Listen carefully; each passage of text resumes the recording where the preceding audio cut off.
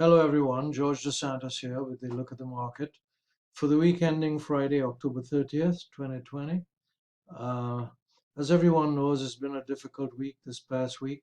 For the whole week, in fact, beginning on Monday when we had sell signals all over the place. I'll discuss that in the charts when we take a look at them. But so now we need to take a look at the market and see where we stand and what sort of uh, things we might expect and anticipate and so on. So before we begin to look at charts, though, we need to bring up this disclaimer.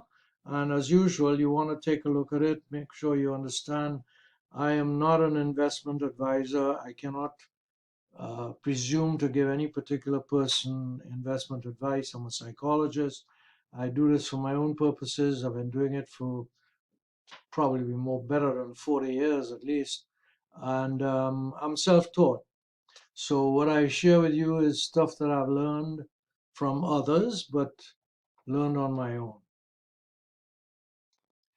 So let's begin to look at the charts. And we first look at a weekly chart of the S&P 500.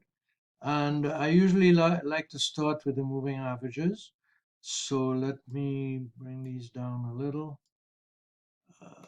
Make a little more room on the upper chart here so we can see what's happening.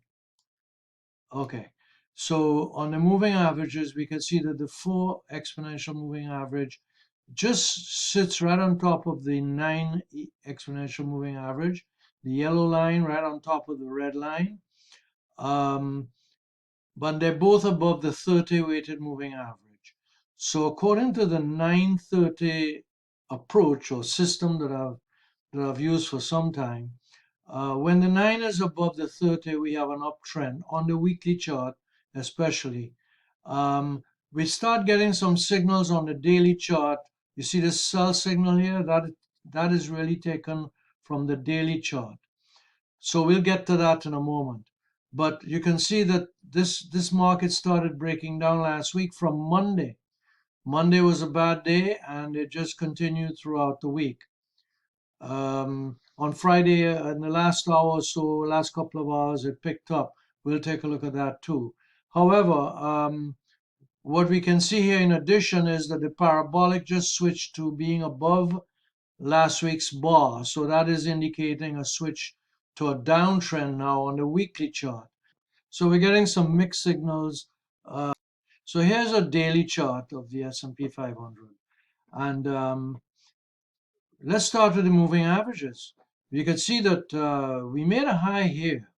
The 4 exponential moving average came down pretty close. It crossed below the 9 here. That was probably a very early warning that this market is losing strength here. But it rallied for a couple of days. And this was when I thought, geez, maybe this neckline here of the head and shoulder pattern, the head and shoulder pattern might hold, and we should see a rally from there. Well, all bets are off because that didn't hold at all. On Monday, we started getting sell signals when the 4 definitively crossed below the 9. And that's when I had to sell a lot of what I owned and most of what I owned. In addition to that sell signal, you had a sell signal on the 1939.9 MACD. And that we take our sell signals, at least I do, take one of my sell signals from this MACD histogram with 1939.9 parameters. So we had this sell signal, we had this sell signal, and since I'm not really an investor as as one might define it, I'm more of a trader. Okay, I've been so for a while. Call it a swing trader or whatever. But I don't buy and hold until I cry at night. Okay. Now you can also see that this dotted line here is the 50% Fibonacci retracement, okay, that we were looking at on the weekly chart. Quite possible that we hold here support, but that's still up in the air. Let's face it, we still have MACD trending down. Now this is MACD 1226.9, we take buy signals from this, as for example, we might have done here, okay, right here. And we had a nice run up after that. And even if we wanted to be early, when MACD started trending up from below the zero line, right here, right about here, we could have gotten in earlier to taking a little more risk to do so, but we could have done that, coulda, shoulda, right? So, so if you ask me, what are we looking for before I start to really put some more serious money to work again? Although I don't own anything now, I'm completely out of the market. I tell you that. Um, I want to see MAC trending up, the histogram shortening up from below the zero line. I want to see some candlestick formation here, like a double, like maybe a harami, a bullish harami, or a double bottom, or a hammer, or something that would indicate that we're getting some signals that the market is likely to turn around. I want to see these trend lines turn up again. I want to see parabolic below the most recent bar. So MACD has to be trending up, and especially when it crosses above the zero line again, as it did here, I'd get more of an appetite to buy stocks again. Okay, but as of now, I'm in cash, and I will do some day trading, which I do once in a while. For now, so that's where I look at this. Now, I want to show you something else concerning. Yeah, I want to show you this. Hourly chart of the S&P 500. I sent you an email, those of you who get emails from me. Toward the end of the day, I was saying, it looks as though this market is trying to turn around a little. So I thought, well, let's drill down to the hourly chart, which means for those who are not initiated or not too familiar with this technical stuff, each bar then represents an hour's data. In other words, in a bearish bar like this would be where the market opened at the beginning of the hour, right? And this is where it closed for the hour, at the end of the hour. So each bar is an hour's data, and what you see here is a bullish divergence on the hourly chart. This goes back a couple of days from the 28th, okay? 28th, we made a low here on the hourly chart, and MACD made a low, well, about here, right? Even if we want to be picky about it, we could draw this back here. Um, and and then we rallied, and this would be considered a false breakout, which is what is required for a divergence of MACD, a classic divergence of MACD. So we had a false breakout here at the end of the day on the 29th, and that would be what, Thursday, right? And then on Friday, we came down and made another low here, but MACD traced a higher low than it did back here. So this is why it's considered a divergence and a bullish divergence, because the market was making a lower low and MACD was making a higher low. So if you are inclined to be bullish, this is something that you might consider. The other thing that's looking interesting here from a bullish standpoint is the fact that in the last hour of trading on Friday, we had a nice bullish bar, and it actually hit the parabolic, which would send it below the next bar. And we also got a buy signal on the hourly chart from MACD. So that's something for those who are inclined to be bullish here. I wouldn't bet the farm on this turnaround, but it's something to keep in mind. So I thought we might take a look at one of Jake Bernstein's charts. You could see that head and shoulder pattern that I told you about here, with the neckline about here, and we broke down below the neckline. But Jake Bernstein plots a 10-day moving average of the highs and an 8-day moving average of the lows, these two lines. This is what he calls the channel.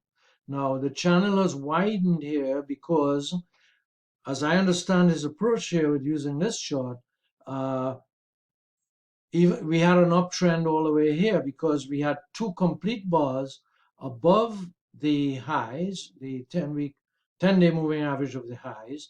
And we also had the trigger, which is uh, the accumulation distribution line above the 57-day moving average. So you had your setup and you had a trigger. Now, we just recently got a trigger and a setup on the daily chart because we got two complete bars here and we got the trigger when it dropped below the moving average. So Jake Bernstein's daily chart is showing us a downtrend as well. Well, we could turn to some stock charts now, and we can take a look at that chart we've looked at many times before. That's a new high, new low index. Now, this is a weekly chart. If I could bring this down here, I hope you could see that. This is a weekly chart, and you can see that these previous pullbacks here at the end of 2018 and again in March, February, March of this year, you can see these big drops here. This is not what we are having here. We're having a correction probably back to at least the 50% retracement level. And then we have the elections next week. And usually the market tends to rally after the election, no matter who wins, no matter what party is in power, etc. So, we'll keep our fingers crossed that we can see some more upside here. Anyway, that's what the new high, new low index looks like. If we look at the impulse indicator, you can see it's all red, looking to make a double bottom perhaps. The S&P. The McClellan oscillator went all the way down and trended up a little bit. This is a daily chart, so on Friday it trended up a little bit, I think. Let's take a look at the Best Choice software. On Best Choice, you can see that SPY became very oversold here, very oversold, and you saw that on the hourly chart we had a bullish divergence of MACD. So, if we get lucky and if all hell doesn't break loose uh, during and after the election, etc., we might get a rally from there, But I'm still in cash and I'm going to wait. I'm not going to try and pick a bottom nor a top. I'm going to take a good piece out of the middle. That's been my approach, and that's what I continue to use. And that's why, I have a nice gain for the year. And I'm happy with that. I don't want to be a wise guy. So before we end this, we have a few minutes left.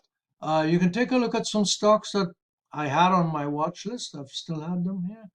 Archer Daniel Midlands. What you're going to find here is that many of these stocks are now oversold. So they're setting up for buy signals, oversold buy signals. For example, Best Buy is oversold. NIO, even though it was up a lot on Thursday, and especially on Thursday, you could see that it didn't even become oversold, but it ticked up. This ETF that I like, it's oversold now. This Wisdom Tree one. The ARC ETF is also oversold. You'll find a lot of these are oversold. I'm just flipping through them. You could take a picture of the screen, whatever you want to do. But notice how all of these are now oversold right here. Oversold, right? So we're setting up for some kind of a rally eventually, maybe after the election. I don't know. I wish I knew. So here's all these stocks. Zoom is also oversold. So CDNS, oversold. Adobe, everything is oversold. Well, folks, that's enough for today. I hope we begin to see something positive occurring in the market. But right now, I'm standing aside. And I don't say that everybody else should. Some people are investors, and if you're an investor, you hold. And that's okay too. But my style is different, and my risk tolerance is different, and the amount of money that I'm willing to risk is different from everybody, from many other people, let's face it. Have a good weekend.